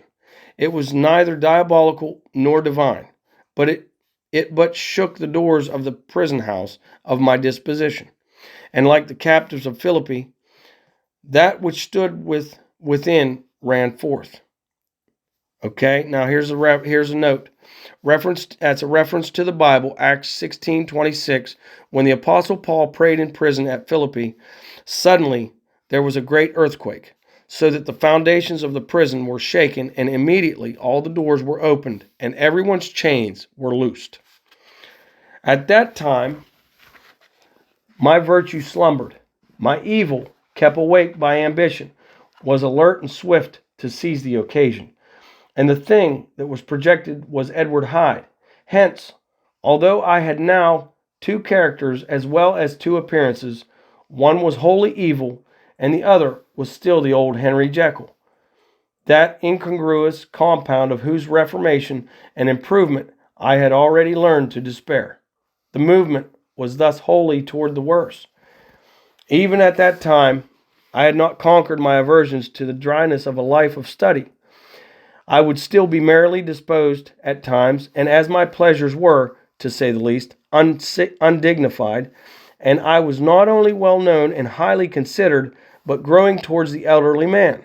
This incoherency of my life was daily growing more unwelcome. It was on this side that my new power tempted me until I fell in slavery. I had but to drink the cup, to doff at once the body of the noted professor, and to assume, like a thick cloak, that of Edward Hyde. I smiled at the notion. It seemed to me at the time to be humorous, and I made my preparations with the most studious care. I took and furnished that house in Soho to which Hyde was tracked by the police, and engaged as a housekeeper a creature whom I knew well to be silent and unscrupulous. On the other side, I announced to my servants that a Mr. Hyde, whom I described, was to have full liberty and power about my house in the square. And to parry mishaps, I even called and made myself a familiar object in my second character. I next drew up that will to which you so much objected, so that if anything befell me in the person of Dr. Jekyll, I could enter on that of Edward Hyde without pecuniary loss. And thus, fortified, as I supposed, on every side, I began to profit by the strange immunities of my position. Men have before hired bravos to transact their crimes, while their own person and reputation sat under shelter. I was the first that ever did so for his pleasures. I was the first that could plod in the public eye with a load of genial respectability, and in a moment, like a schoolboy, strip off these lendings and spring headlong into the sea of liberty. But for me, in my impenetrable mantle, the safety was complete. Think of it, I did not exist. Let me but escape into my laboratory door. Give me but a second or two to mix and swallow the draught that I had always standing ready. And whatever he had alone, Edward Hyde, would pass away like the stain of breath upon a mirror. And there, in his stead, quietly at home, trimming the midnight lamp in his study, a man who could afford to laugh at suspicion would be Henry Jekyll. The pleasures which I made haste to seek in my disguise were, as I have said, undignified. I would scarce use a harder term, but in the hands of Edward Hyde, they soon began to turn toward the monstrous. When I would come back from these excursions, I was often plunged into a kind of wonder at my vicarious depravity. This familiar that I called out of my own soul and sent forth alone to do his good pleasure was a being inherently malign and villainous. His every act and thought centered on self, drinking pleasure with bestial avidity from any degree of torture to another, relentless like a man of stone. Henry Jekyll stood at times aghast before the acts of Edward Hyde, but the situation was apart from ordinary laws and insidiously relaxed the grasp of conscience. It was Hyde, after all, and Hyde alone, that was guilty. Jekyll was no worse. He woke up again to his good qualities seemingly unimpaired. He would even make haste, where it was possible, to undo the evil done by Hyde, and thus his conscience slumbered. Into the details of the infamy at which I thus convened, for even now I can scarce grant that I committed it. I have no design of entering, I mean, but to point out the warnings and the successive steps with which my chastisement approached. I met with one accident which, as it brought on no consequence, I shall no more than mention. An act of cruelty to a child aroused against me the anger of a passer-by whom I recognized the other day in the person of your kinship. The doctor and the child's family joined him. There were moments when I feared for my life, and at last, in order to pacify their too just resentment, Edward Hyde had to bring them to the door and pay them in a check drawn in the name of Henry Jekyll. But this danger was easily eliminated from the future by opening an account at another bank in the name of Edward Hyde himself. And when, by sloping my own hand backward, I had supplied my double with a signature, I thought I sat beyond the reach of fate. Some 2 months before the murder of Sir Danvers, I had been out for one of my adventures, had returned at a late hour, and woke the next day in bed with somewhat odd sensations. It was in vain I looked about me. In vain I saw the decent furniture and tall proportions of my room in the square. In vain that I recognized the pattern of the bed curtains and the design of the mahogany frame.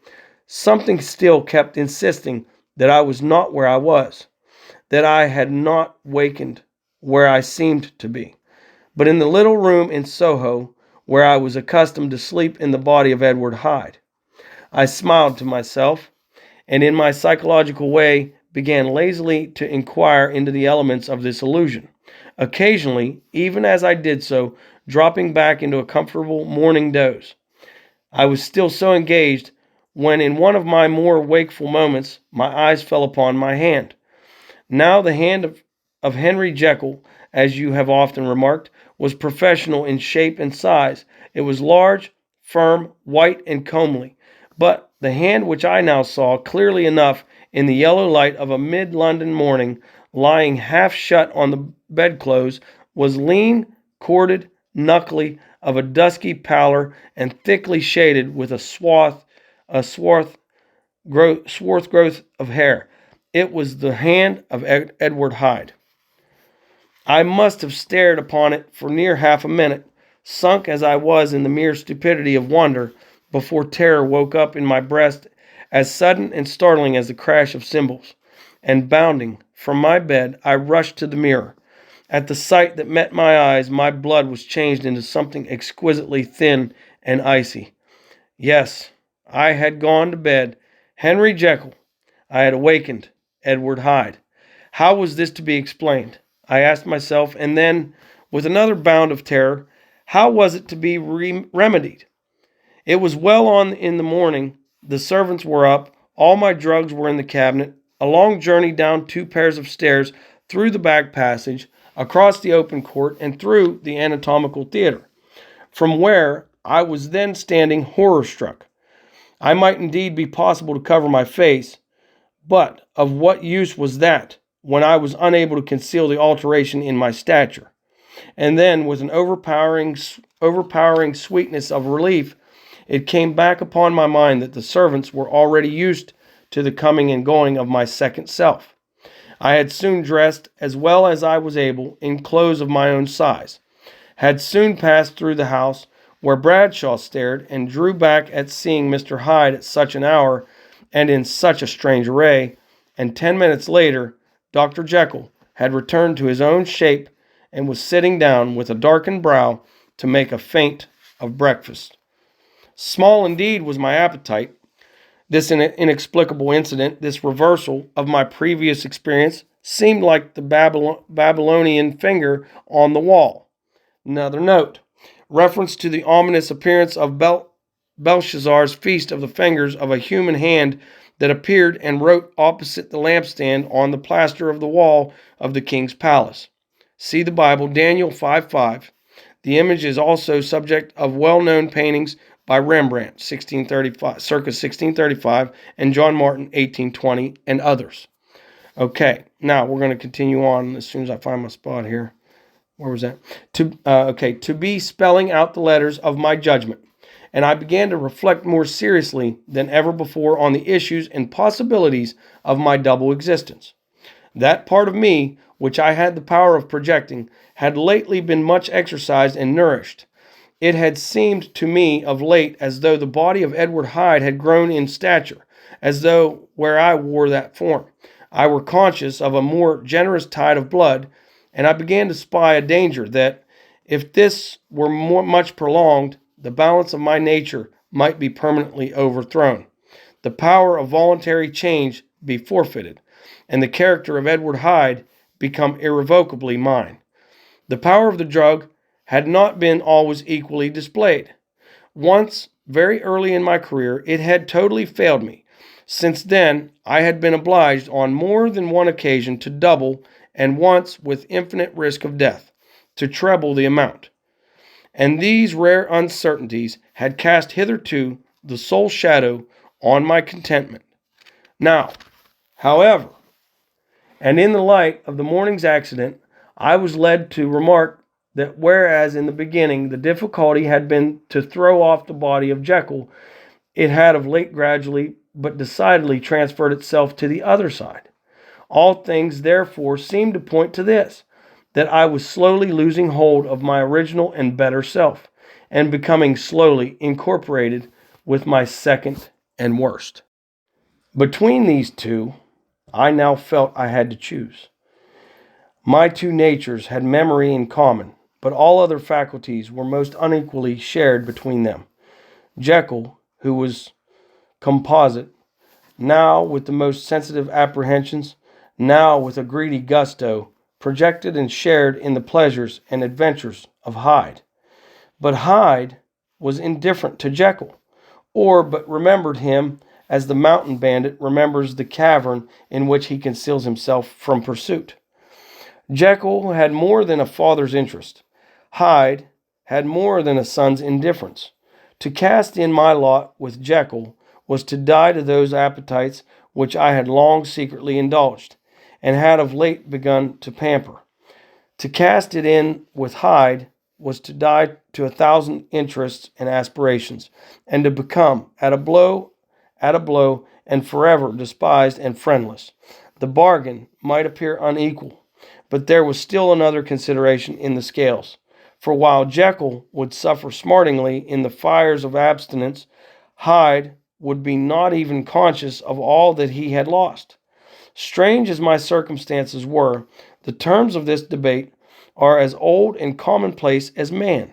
Much the same inducements and alarms cast the die for any tempted and trembling sinner, and it fell out with me, as it falls with so vast a majority of my fellows, that I chose the better part and was found wanting in the strength to keep to it.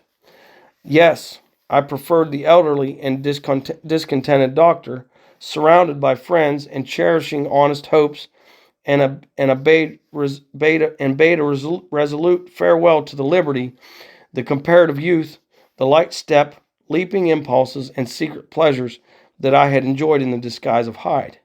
I made this choice perhaps with some unconscious reservation, for I neither gave up the house in Soho nor destroyed the clothes of Edward Hyde, which still lay ready in my cabinet.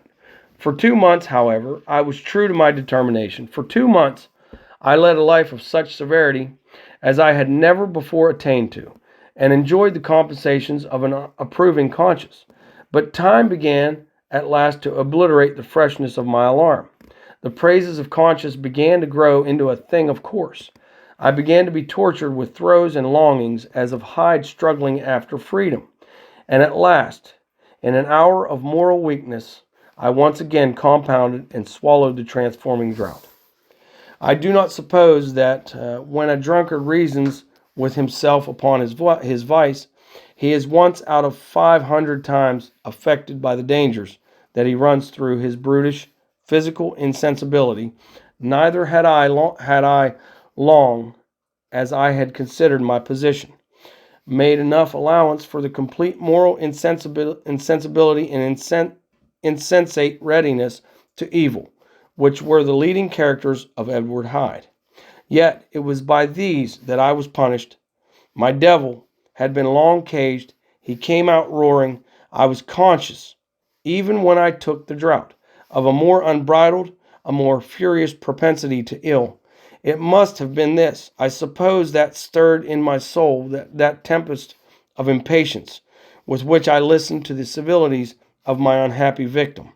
I declare at last, before God, no man morally sane could have been guilty of that crime upon so pitiful a provocation, and that I struck in no more reasonable spirit than that in which a sick child may break a plaything. But I had voluntarily stripped myself of all those balancing instincts by which even the worst of us continues to walk with some degree of steadiness among temptations. And in my case, to be tempted, however slightly, was to fall. Instantly the spirit of hell awoke in me and raged. With a transport of glee, I mauled the unresisting body, tasting delight from every blow. And it was not till weariness had begun to succeed that I was suddenly in the top fit of my delirium, struck through the heart by a cold thrill of terror. A mist dispersed. I saw my life to be forfeit, and fled from the scene of these excesses, at once glorying and trembling. My lust of evil gratified and stimulated, my love of life screwed to the topmost peg. I ran to the house in Soho, and to make assurance doubly sure, destroyed my papers. Thence I set out through the lamplit streets in the same divided ecstasy of mind, gloating on my crime, lightheadedly devising others in the future, and yet still hastening and still hearkening in my wake for the steps of the avenger. Hyde had a song upon his lips as he compounded the draught, and as he drank it, pledged the dead man. The pangs of transformation had not done tearing him before Henry Jekyll, with streaming tears of gratitude and remorse, had fallen upon his knees and lifted his clasped hands to God. The veil of self-indulgence was rent from head to foot. I saw my life as a whole. I followed it up from the days of childhood, when I had walked with my father's hand, and through the self-denying toils of my professional life, to arrive again and again, with the same sense of unreality, at the damned horrors of the evening. I could have screamed aloud. I sought with tears and prayers to smother down the crowd of hideous images and sounds with which my memory swarmed against me. And still, between the petitions, the ugly face of my iniquity stared into my soul. As the acuteness of this remorse began to die away, it was succeeded by a sense of joy. The problem of my conduct was solved. Hyde was thenceforth impossible, whether I would or not. I was now confined to the better part of my existence, and oh, how I rejoiced to think of it. With what willing humility I embraced anew the restrictions of natural life. With what sincere renunciation I locked the door by which I had so often gone and come, and ground the key under my heel. The next day came the news that the murder had been overlooked, that the guilt of Hyde was patent to the world, and that the victim was a man high in public estimation. It was not only a crime, it had been a tragic folly. I think I was glad to know it. I think I was glad to have my better impulses thus buttressed and guarded by the terrors of the scaffold. Jekyll was now in my city of refuge. Let but Hyde peep out an instant, and the hands of all men would be raised to take and slay him. I resolved in my future conduct to redeem the past, and I can say with honesty that my resolve was fruitful of some good. You know yourself how earnestly in the last months of the last year I labored to relieve suffering. You know that much was done for others, and that the days passed quietly, almost happily for myself. Nor can I say that I wearied of this beneficent and innocent life. I think instead that I daily enjoyed it more completely, but I was still cursed with my duality of purpose. And as the first edge of my penitence wore off, the lower side of me, so long indulged, so recently chained down, began to growl for license. Not that I dreamed of resuscitating Hyde. The bare idea of that would startle me to frenzy. No, it was in my own person that I was once more tempted to trifle with my conscience, and it was as an ordinary secret sinner that I at last fell before the assaults of temptation. There comes an end to all things. The most capacious measure is filled at last, and this brief condescension to my evil finally destroyed the balance of my soul. And yet, I was not alarmed. The fall seemed natural, like a return to the old days before I had made my discovery. It was a fine, clear January day, wet underfoot where the frost had melted, but cloudless overhead, and the Regent's Park was full of winter chirrupings and sweet with spring odors. I sat in the sun on a bench, the animal within me licking the chops of memory, the spiritual side a little drowsed, promising subsequent penitence, but not yet moved to begin. After all, I reflected, I was like my neighbors, and then I smiled, comparing myself with other men, comparing my active goodwill with the lazy cruelty of their neglect. And at the very moment of that vainglorious thought, a qualm came over me, a horrid nausea, and the most deadly shuddering. These passed away and left me faint. And then, as in its turn faintness subsided, I began to be aware of a change in the temper of my thoughts, a greater boldness, a contempt of danger, a solution of the bonds of obligation. I looked down. My clothes hung formlessly on my shrunken limbs. The hand that lay on my knee was corded and hairy. I was once more Edward Hyde. A moment before I had been safe of all men's respect, wealthy, beloved, the cloth laying for me in the dining room at home, and now I was the common quarry of mankind, hunted, houseless, a known murderer, thrall to the gallows. My reason wavered, but it did not fail me utterly. I have more than once observed that, in my second character, my faculties seemed sharpened to a point, and my spirits more tensely elastic. Thus it came about that where Jekyll perhaps might have succumbed, Hyde rose to the importance of the moment. My drugs were in one of the presses of my cabinet. How was I to reach them? That was the problem that, crushing my temples in my hands, I set myself to solve. The laboratory door I had closed. If I sought to enter by the house, my own servants would consign me to the gallows. I saw I must employ another hand, and thought of Lanyon. How was he to be reached? How persuaded? Supposing that I escaped capture in the streets, how was I to make my way into his presence? And how should I, an unknown and displeasing visitor, prevail on the famous physician to rifle the study of his colleague, Dr. Jekyll?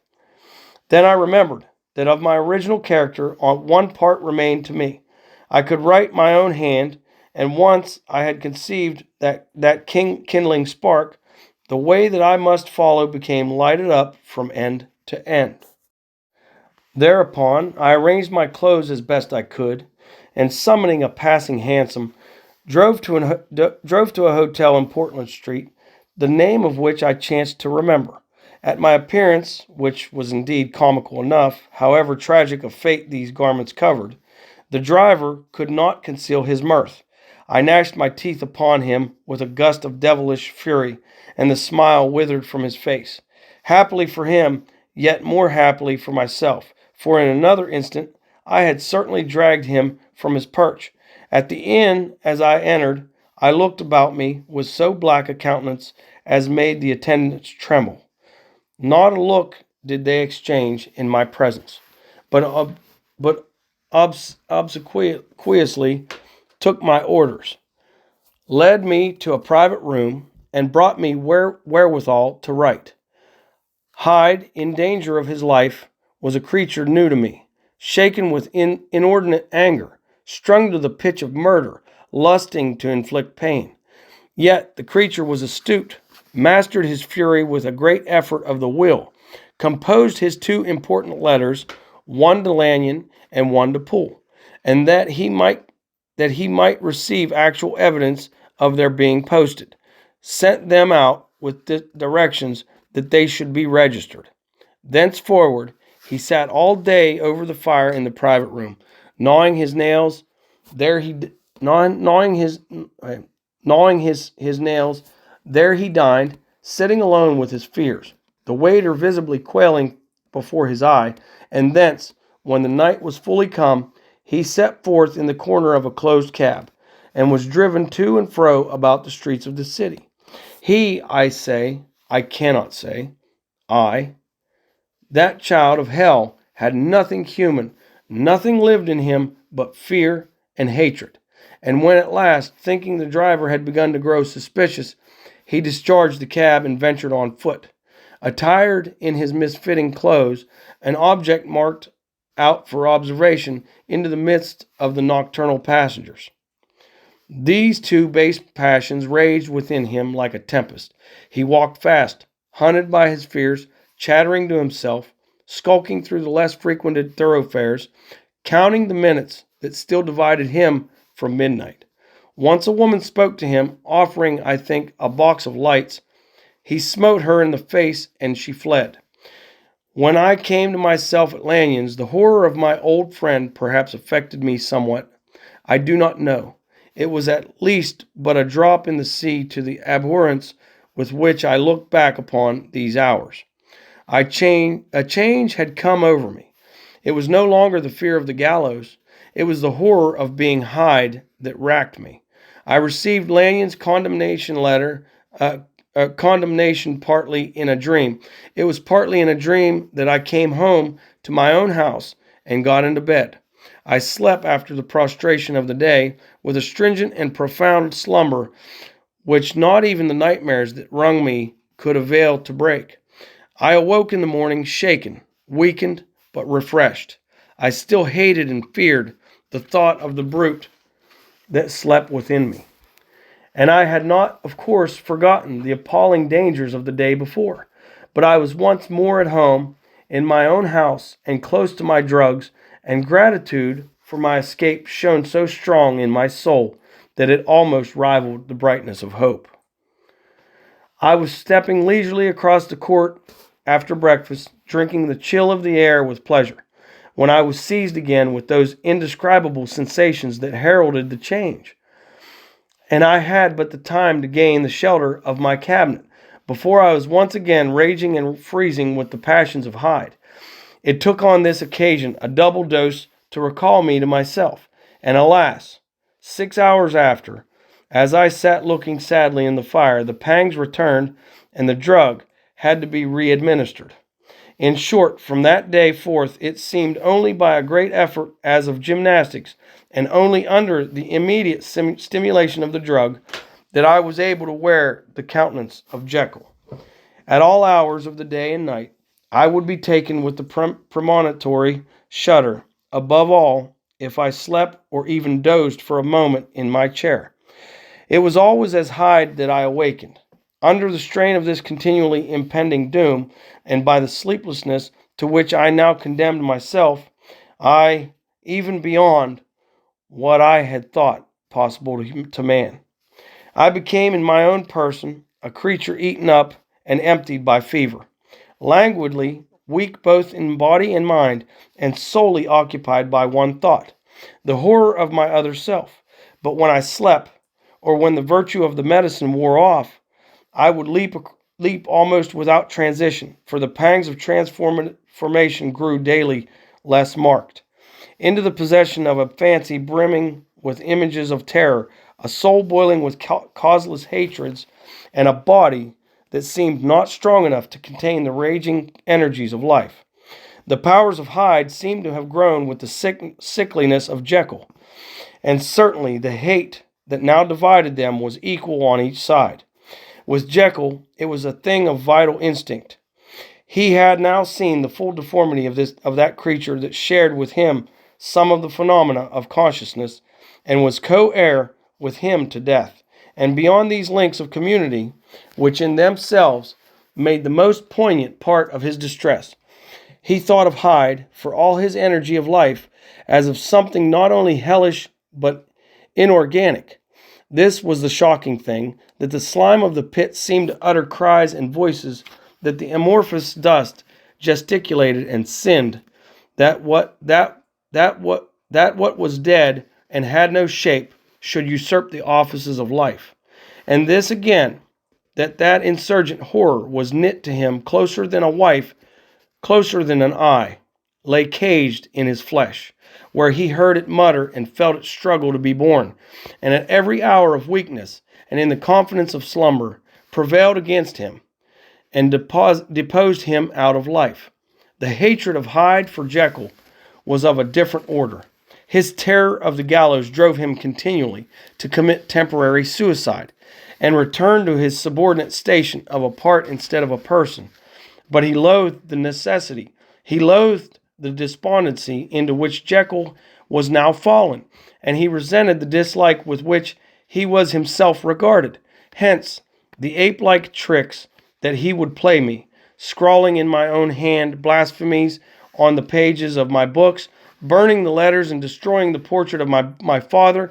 And indeed, had it not been for his fear of death, he would long ago have ruined himself in order to involve me in the ruin. But his love of life is wonderful. I go further. I who sicken and freeze at the mere thought of him, when I recall the abjection and passion of this attachment, and when I know how he fears my power to cut him off by suicide, I find it in my heart to pity him. It is useless, and the time awfully fails me, to prolong this description. No one has ever suffered such torments. Let that suffice. And yet, even to these, habit brought not alleviation, but a certain callousness of soul, a certain acquiescence of despair, and my punishment might have gone on for years, but for their last calamity, which has now fallen, and which has finally severed me from my own face and nature. My provision of the salt, which had never been renewed since the date of the first experiment, began to run low. I sent out for a fresh supply and mixed the draught. The ebullition followed, and the first change of color, not the second. I drank it, and it was without efficiency. You will learn from Poole how I have had London ransacked. It was in vain, and I am now persuaded that my first supply was impure, and that it was that unknown impurity which lent efficacy to the draught. About a week has passed, and I am now finishing this statement under the influence of the last of the old powders.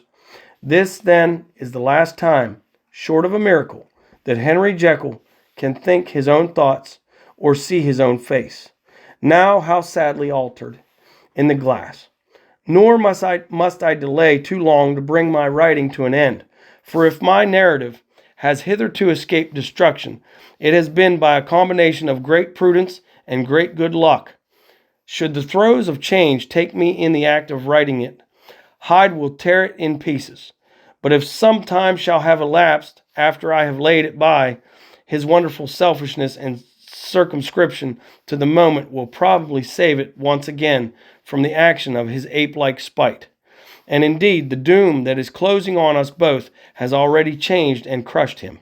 Half an hour from now, when I shall again and forever reundo that hated personality, I know how I shall sit shuddering and weeping in my chair, or continue with the most strained and fear-struck ecstasy of listening, to pace up and down this room, my last earthly refuge, and give ear to every sound of menace.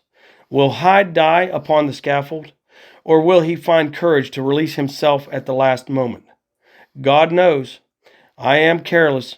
This is my true hour of death, and what is to follow concerns another than myself. Here then, as I lay down the pen and proceed to seal up my confession, I bring the life of that unhappy Henry Jekyll to an end.